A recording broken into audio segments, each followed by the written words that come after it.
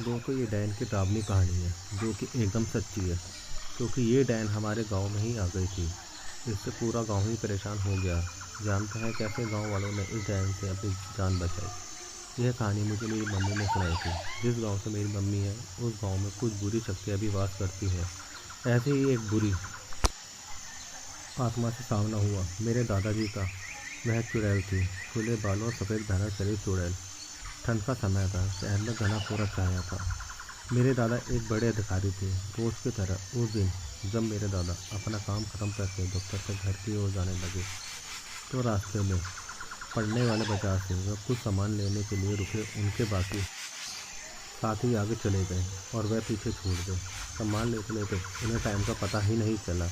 जब दादाजी अपनी घड़ी देखी तो टाइम देखकर उन्हें लगा कि आज घर पहुंचने में बहुत देर हो जाएगी। उन्होंने सोचा जंगल के रास्ते अगर जाऊँ तो जल्दी पहुंच जाऊंगा। इसलिए उन्होंने जंगल की ओर गाड़ी घुमा ली। काफ़ी अंधेरा हो गया और दादाजी तेज गति के साथ गाड़ी चला रहे थे। लेकिन उनकी गाड़ी आगे एक औरत आ गई। उन्हें झटके से ब्रेक मारनी पड़ी। जो औरत गाड़ी के सामने आई थी वह तेज रो रही थी। दादाजी को लगा कि वह जरूर किसी मजदूर की पत्नी होगी जो रास्ता भटक गई है। रास्ता सुनसान था, इसलिए उन्होंने सोचा कि इस महिला की मदद की जाए।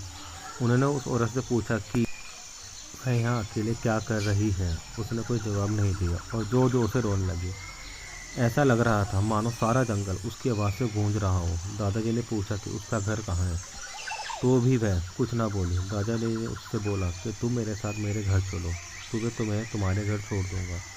वह दादाजी के साथ चलने लगने के लिए तैयार हो गई और गाड़ी के पीछे वाली सीट पर बैठ गई। रीति रिवाज के कारण उसने अपने सिर पर घूंघट डाल रखा था, जिसकी वजह से उसका चेहरा छिपा हुआ था। गाड़ी पर सब दादाजी का इंतजार कर रहे थे। जैसे ही गाड़ी की आवाज़ आई सब भागकर इकट्ठा हो गए। जब उस महिला के बारे में घर में पूछा गया तो दादाजी ने सारी कहानी बताई। दादाजी ने कहा आज खाना यहीं बना देगी। लेकिन मेरी मम्मी को उस महिला पर शक हो गया। उन्हें लगा यह कोई चोर है जो घर का सामान चुरा कर भाग जाएगी। मम्मी ने उसे रसोई में जाकर खाना बनाने को कहा। वह बिना कोई जवाब दिए वहाँ से चली गई। रसोई में से अजीब सी आवाज़ें आ रही थी। बस रसोई में सारा सामान रखवा कर मेरी मम्मी ने उससे कहा कि सब भूखे हैं, इसे जल्दी खाना बना दे। उसे रसोई में भेज तो दिया, लेकिन मम्मी का मन अब भी शांत नहीं हुआ। 15 मिनट बाद मम्मी रसोई में पहुंची तो देखा अभी वह थैले में से मछलियाँ निकाल रही थी।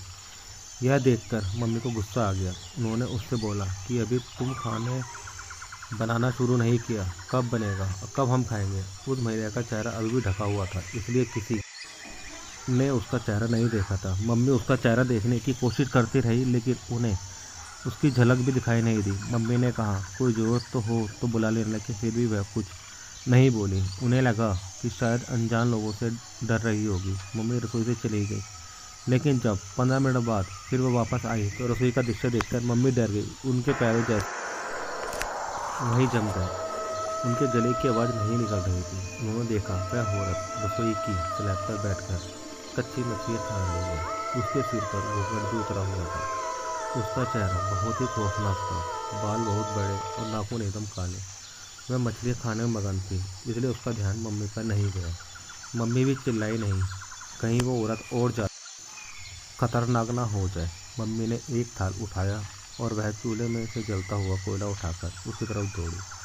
कोयला उस चुड़ैल पर फेंक दिया। आग की जलन की वजह से वह डायन तेज तेज आवाज़ निकालने लगी। उसकी आवाज़ सुनकर सारा घर इकट्ठा हो गया। उसे आग दिखाकर घर से बाहर निकाल गया। उसकी आवाज़ इतनी तेज थी कि आसपास के लोगों का भी बाहर जमावड़ा लग गया। वह डायन लोगों की भीड़ को हटाते हुए जंगल की तरफ दौड़ी। सभी लोग डर गए, मारे काँप रहे थे और मेरी मम्मी की हिम्मत की दाद भी दे रहे थे कि अगर उन्होंने सही समय पर कोयले से उस डायन को भगाया नहीं होता तो ना जाने क्या हो जाता। अगर आपको ये कहानी पसंद आई तो इस कहानी को आगे शेयर ज़रूर करें और कमेंट करके हमें भी बताएं, जिससे आप हमें इसी तरह की कहानी आपके सामने लेकर आए।